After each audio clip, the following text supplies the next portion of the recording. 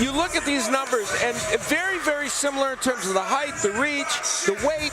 They want that in Broner's camp because he weighed in at already 138 1/2 pounds. His record stands at 17 wins, only 1 loss and 1 draw, with 7 wins coming by way of knockout. Introducing Carlos Molina. Ladies and gentlemen, here is the 3-weight division former champion of the world, introducing Adrien, the Problem Broner. And keep this fight clean at all times. Remember what I say, you must obey. Good luck. Touch him up. Touch him up. The bell in round 1, yellow and silver, the band camp colors.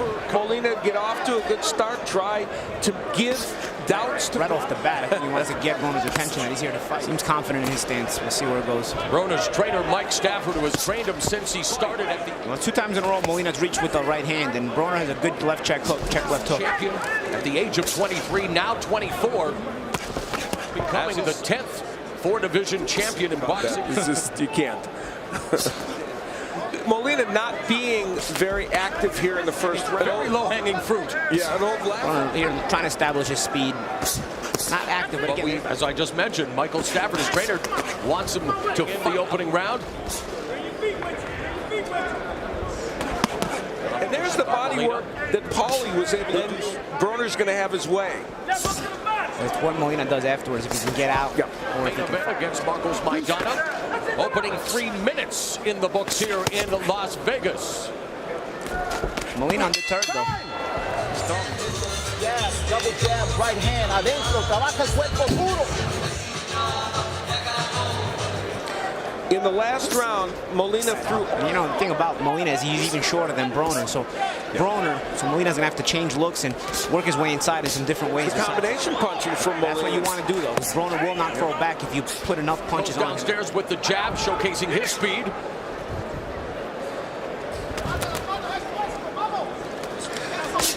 Hope Solo, the great U.S. Broner controlling the action. Molina's gonna have to change something up. He's trying. He's got to follow up right here. Right here is doing the jab again, like he's doing now. Final minute of the second round. Molina going to the body, and then upstairs with the right hand and another right. Because Molina is here to work. I mean, Molina's had that serious face all Seconds left in the second round. Things have changed a bit in this fight. Still trying to establish that check hook off Molina's right hand, but Molina more confident. He's throwing his punches harder here. Folks have used effectively against Broner. The combinations freeze him, as Paulie has pointed out. And round 3 underway here at the MGM Grand. This 140-pound mountain. Adrien Broner with a takedown. Kenny Bayless is going to have to get busy with Broner. He held a lot in the last round. Take a few minutes. And now, That's a hard warning, Adrien. Okay, but you didn't have to flip it. You okay? Ready?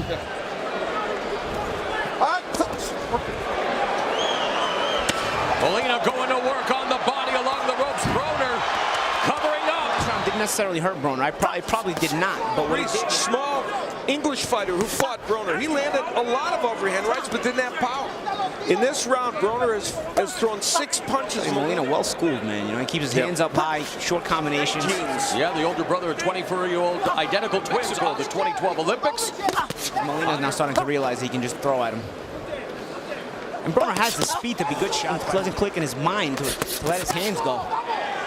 The overhand right. Molina setting him up, but it's Broner that pops off the jab. There's a round for Broner. Molina very effective. Good jab by Broner. Molina. He didn't do it at all. But since then, Molina has understood the dead feints. Gets countered. Molina. 39 for Broner, so it's clearly in the number thrown. Now, we look at the power shotting Molina with the jab, but not following up. There's a jab from Molina. They are indeed. Nice to see. Easy now. And fighting by Broner, the jab from Molina. And he's now starting to recognize that that's all Broner's going to do, so he's going to punch on top of it. Work out, fellas. Work out. You're free. You're free. Yeah, well, that's what we talked about. A number of your fights. It doesn't matter if someone's a monstrous puncher. If they land body punches. Trying to keep working, but if Broner just increases the punch output, you see the ability come together. Yep. Now, Broner going downstairs, working the body, lands the right cross. Picking up here in round number 4 in the final 30 seconds. Paulie is so right. The round is in his advantage. Body work by Molina and Adrien Broner in the light blue, yellow, and silver. And Molina. And he threw. He spurs him on, and Broner, how much confidence he gained from throwing those punches. Let's see if he stays active. Past the first minute of the 5th round. Combination by Molina. Broner starting to use his jab a little bit. Molina's punch output has dropped dramatically in the last couple of rounds. Molina remains right there, trying to figure out Adrien Broner, bobbing and weaving, midway point of the round. Left hook, short left hook by Broner. It's coming from underneath, it's coming from straight, it's coming from the sides. That's what's confusing Molina. Molina trying to stay active, trying to get him.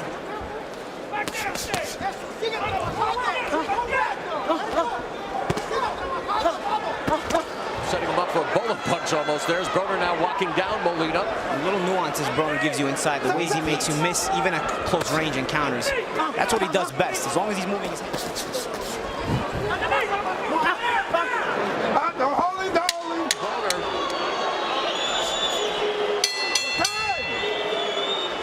I gotta get me some more body. I got you.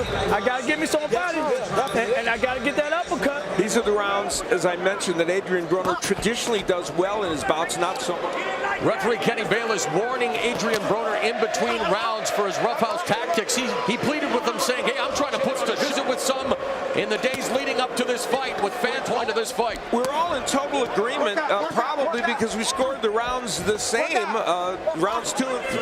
Broner just landed a good left hook, but he hasn't been as active so far. I mean, as long as Adrien was moving his hands, all this stuff.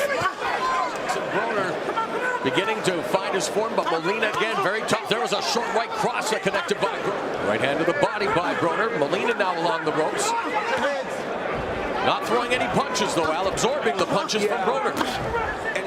So again, Broner, a 3-division champion, making his debut at 140 pounds. This is Carlos Molina's second fight at 140, and Molina. Again, you want to try different things, as Molina was seeming like he was losing confidence. For him, that's a lot of punches. Adrien Broner being very effective in the last round. The counter, and later on in the round,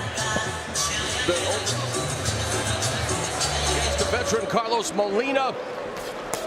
Broner was supposed to be, well, in his eyes anyway, the heir apparent to Floyd Mayweather. Ran into a big. Did you expect him to have, pardon the pun, this much problems with a guy like Molina? Class, but at the same time, Molina coming here tonight with the chance to prove he's world class. So I expected the best of Carlos Molina to show up tonight. deficit is what's a big issue here with Broner. He's got to throw his shots back. If you're going to throw combinations at Broner, you want to do something after. Either step out or step around. On the inside, there's a right hand to the side of Molina's head. You see what I'm saying? Molina just lays in there. Even when he's not punching, he lays in there. If you're going to lay in there and not do any work. Nicely delivered by Broner. Overhand right from Molina. There's a right hand from Broner. In this fight, toward the 10th round, Adrien Broner has been strong in all these middle rounds, and that's, as I said, he's definitely getting the better of Molina with the infighting, although Molina continues to punches that are blocked by Broner. There's a couple of left hooks to the body by Molina. Right cross from Broner.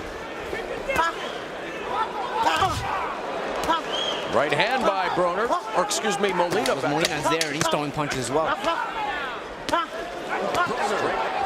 So a busy round, round 7. with him languishing on the inside. And Broner, and he has an uppercut on the inside by Broner out. Nice for a split second, but otherwise you got to do something, because otherwise Broner scheduled for 10 in the 140-pound weight class. Lead left hook by Molina. And has won 3 of the 4. But right now, Molina is likely behind the Broner finally getting away from the ropes, midway point of round 8. Use your legs, change range. That way, Molina's not in range to throw either. He's not going to be as active either if you're changing range. He can't find his own punching range.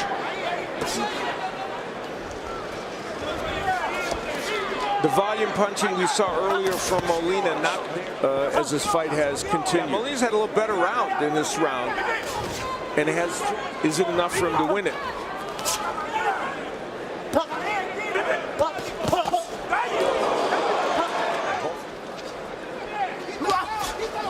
So 8 rounds here at the MGM Grand. Still to come, the co-feature.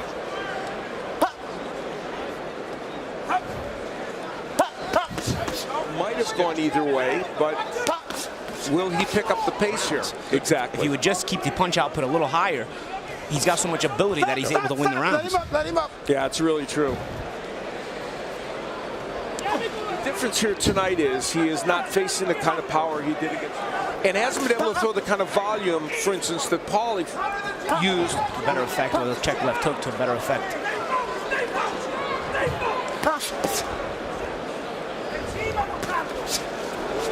Molina misses with that overhand right, and Broner resorting to his showmanship, much to the... I asked the question briefly toward the end of that last round. Broner at 135 was powerful, created knockout, but is busy showboating and not really delivering too many punches, although looking for the jab there and firing it off as Molina lands a left and right. Though Broner has landed the flashier punches.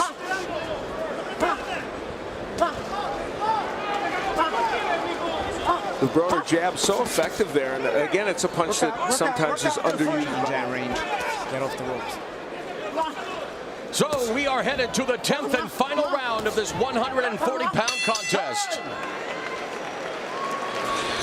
So the MGM Grand filling up as we anticipate the final 2 bouts of the night. So the 10th and a final round. Touch up, fellas. Referee Kenny Good luck, Bayless good luck. asking them to touch up, and they acquiesce and to get jab, but again, just single shooting, pot shotting. In a difficult position to be in because you're not a big power puncher, and he's going after Adrien Broner. But the question is, He's been competitive throughout. He just come up just seems like it just. Things changed dramatically in this fight, and even though there have been a few competitive rounds, Decided to get more active with his punch output. Although this round, Molina's come out. Work out, work out.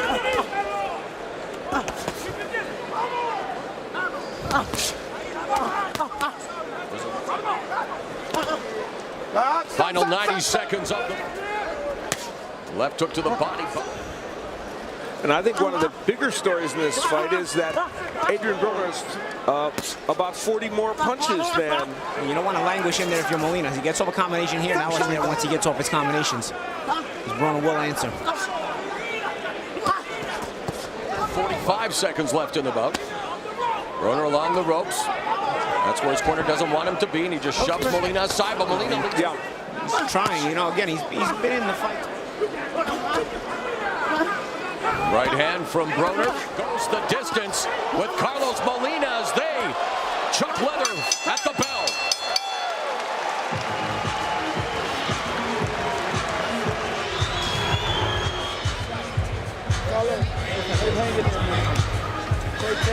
Great tap. Ladies and gentlemen, after 10 rounds of action, we have a unanimous decision. All three in favor of the winner, Adrien, the Problem Broner. But at the end of the day, I'm still Adrien, the Problem Broner. The can man. Anybody can get it. Africans, I just be